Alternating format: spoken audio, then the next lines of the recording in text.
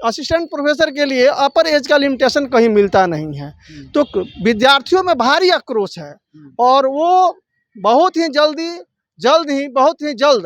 एक बड़ा सभा करेंगे पटना में और उसमें सरकार को अपना दमखम दिखाएंगे कि सरकार आखिर किस नियत और नीति के साथ यह अन्याय अभ्यर्थियों के साथ किया है। लेकिन अभी जो रेगुलेशन बना हड़बड़ी में वह उसमें उस चीज़ को उलट दिया गया है।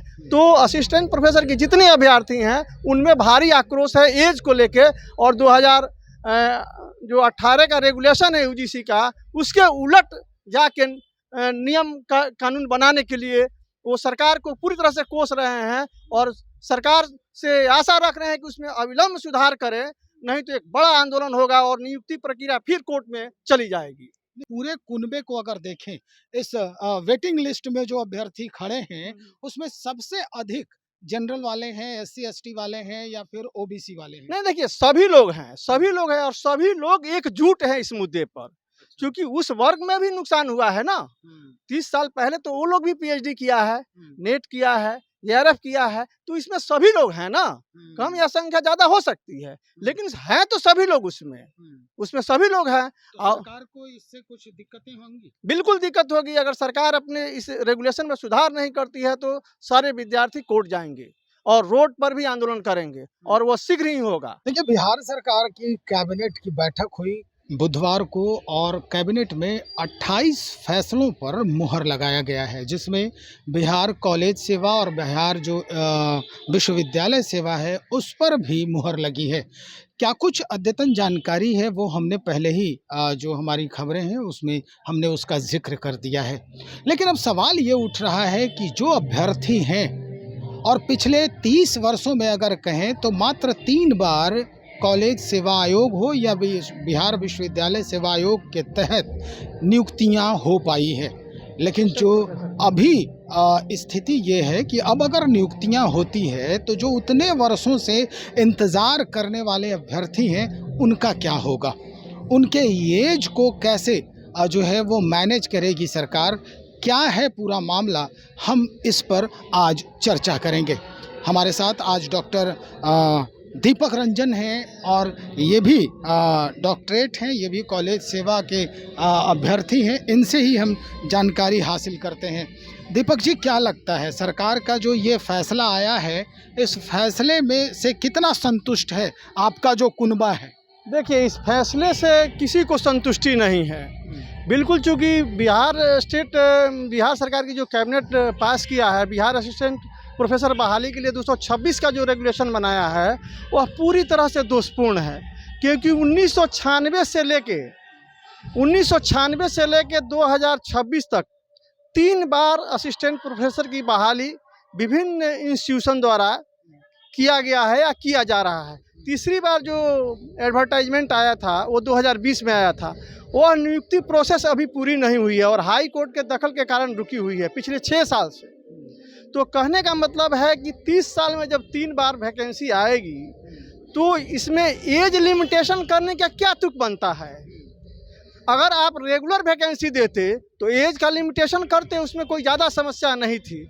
और यूजीसी के रेगुलेशन 2018 और 2022 में जो संशोधन हुआ था उसमें भी अपर एज के बारे में कुछ नहीं कहा गया है। यानी असिस्टेंट प्रोफेसर के लिए जो कैंडिडेट है, अभ्यर्थी है, वह 64 वर्ष तक लीगल हैं, क्योंकि यूजीसी का मानना है कि पढ़ाने के लिए अनुभव की ज़रूरत है। तो इस बीच में वो कहीं ना कहीं पढ़ा रहे हैं, लिखा रहे हैं, तो वो उनकी अभी पूरी तरह से सेटलमेंट हुआ नहीं है और वो बड़ी संख्या में लोग पीएचडी, नेट, एआरएफ करके बैठे हुए हैं। और ऐसी स्थिति में एज को लिमिट कर दिया गया है 43 साल, तो वो कहीं से उचित नहीं है, क्योंकि हर साल 2 साल पर भी आप वैकेंसी लेते तो भी आप कर सकते थे, 40 साल कर सकते थे, 45 साल कर सकते थे। लेकिन जब यूजीसी का रेगुलेशन में स्पष्ट तौर पर यह है कि आप अपर एज को लिमिट कर ही नहीं सकते हैं, तो आपको करने का क्या मीनिंग है। हमारे अगल बगल की स्टेट की बात करेंगे तो यूपी में 62 साल है, झारखंड में 55 साल है, सेंट्रल यूनिवर्सिटी में कोई अपर एज नहीं है। तो पूरी जो प्रोसेस है वह असिस्टेंट प्रोफेसर के लिए अपर एज का लिमिटेशन कहीं मिलता नहीं है। तो विद्यार्थियों में भारी आक्रोश है और वो बहुत ही जल्द ही, बहुत ही जल्द एक बड़ा सभा करेंगे पटना में और उसमें सरकार को अपना दमखम दिखाएंगे कि सरकार आखिर किस नियत और नीति के साथ यह अन्याय अभ्यर्थियों के साथ किया है। जब रेगुलेशन में वो चीज़ है ही नहीं है। बिहार सरकार भी 5 मार्च 2019 को रेगुलेशन पास किया था और कहा था कि यूजीसी का जो भी रेगुलेशन है उसको पूरी तरह से असिस्टेंट प्रोफेसर की बहाली में लागू किया जाएगा। लेकिन अभी जो रेगुलेशन बना हड़बड़ी में, वह उसमें उस चीज़ को उलट दिया गया है। तो असिस्टेंट प्रोफेसर की जितने अभ्यर्थी हैं उनमें भारी आक्रोश है एज को लेके, और 2018 का रेगुलेशन है यूजीसी का, उसके उलट जाके नियम का कानून बनाने के लिए वो सरकार को पूरी तरह से कोस रहे हैं और सरकार से आशा रख रहे हैं कि उसमें अविलंब सुधार करे, नहीं तो एक बड़ा आंदोलन होगा और नियुक्ति प्रक्रिया फिर कोर्ट में चली जाएगी। निश्चित तौर पर ये मामला जो है ये अब तो लग रहा है कि अब इसमें कुछ अलग तरह की कहानी अब गढ़ी जाने वाली है। जिस तरह से आप बयान कर रहे हैं, जिस तरह से एज का जो मामला जो फंसने वाला है, तो क्या आपको ये लग रहा है कि वर्तमान सरकार जो है वो सिर्फ अब चाशनी जो है वो प्लेट में थमा रही है और चाशनी चाटने को मजबूर कर रही है उन अभ्यर्थियों को जो वर्षों से इंतजार नहीं, चाटने के लिए वो मजबूर नहीं होंगे। वो सड़क और कोर्ट दोनों का रास्ता अख्तियार करेंगे और सरकार का चूल को हिलाएंगे। वो सरकार जैसे चाहेगी वैसे थोड़े होगा। रेगुलेशन जो भी है उसमें स्पष्ट दिशा निर्देश हैं कि उसमें अपर एज का लिमिटेशन नहीं होना चाहिए। अगर अगर अपर एज का लिमिटेशन होता है तो कुछ हद तक ही कर सकते हैं, बिल्कुल उलट नहीं सकते हैं। और वैकेंसी आप रेगुलर दे नहीं रहे हैं। 30 साल में 3 बार वो भी अभी तीसरी वैकेंसी की प्रक्रिया पूरी नहीं हुई है, तो आप वैसी स्थिति में क्यों ऐसा काम कर रहे हैं? ये तो लग रहा है कि किसी खास वर्ग को टारगेट करके आपने ये काम किया है।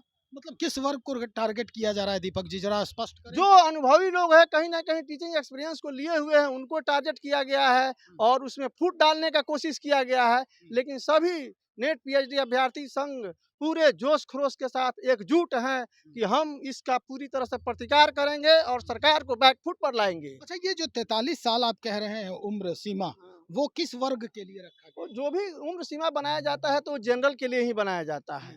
तो ओबीसी, एससी, एसटी और अन्य जो वर्ग हैं उनके लिए क्या उम्र है? उनके लिए 3 साल एक्स्ट्रा होगा, 5 साल एक्स्ट्रा होगा। लेकिन एक बड़ा वर्ग जो जिसमें सब आता है ना, किसी भी कट ऑफ डेट, किसी भी चीज़ का कट ऑफ वैकेंसी में निर्धारित किया जाता है तो जनरल के कट ऑफ से ही निर्धारित किया जाता है। दीपक जी, चूंकि आप संघ से जुड़े हुए हैं तो निश्चित तौर पर ये भी पता होगा कि इस पूरे कुनबे को अगर देखें, इस वेटिंग लिस्ट में जो अभ्यर्थी खड़े हैं उसमें सबसे अधिक जनरल वाले हैं, एससी एसटी वाले हैं या फिर ओबीसी वाले हैं? नहीं, देखिए सभी लोग हैं और सभी लोग एकजुट हैं इस मुद्दे पर, क्योंकि उस वर्ग में भी नुकसान हुआ है ना।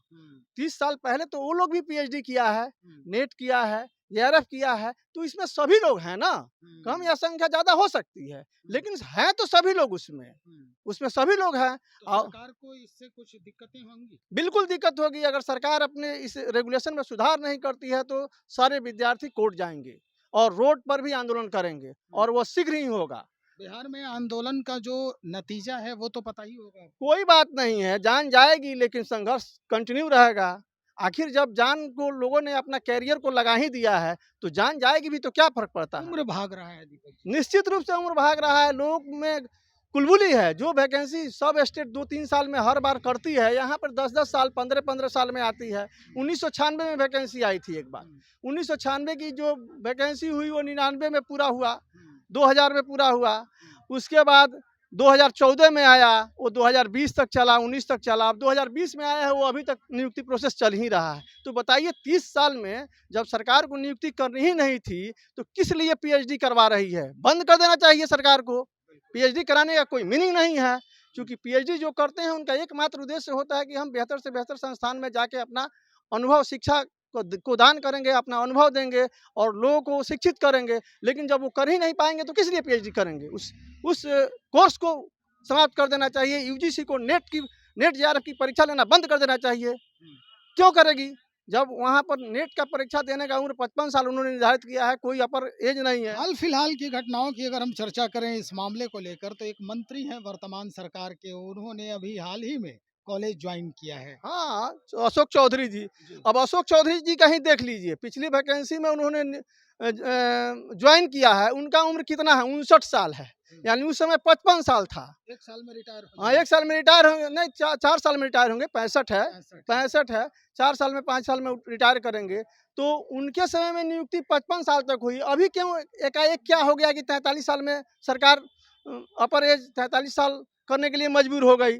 बहुत शुक्रिया। दीपक रंजन बात कर रहे थे, डॉक्टर दीपक रंजन।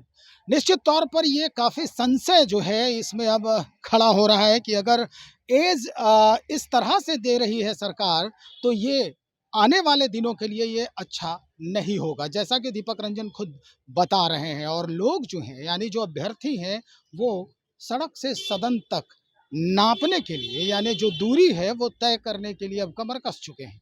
तो चलिए अब इंतजार करें कि सरकार के जो मुलाजिम हैं क्या इस पर पूरा शोध करेंगे, इस पूरे जो कानून है, नियुक्ति की जो प्रक्रिया है, इस पर रिसर्च करने के बाद फिर से नियुक्ति प्रक्रिया को लागू करेंगे, इसका अनाउंसमेंट होगा। बस इंतजार करें और देखते हैं कि क्या अद्यतन जानकारी सरकार की तरफ से आती है। फिर हम इस मुद्दे पर फिर डॉक्टर दीपक रंजन को बुलाएंगे और चर्चा करेंगे। बने रहिए, बहुत शुक्रिया।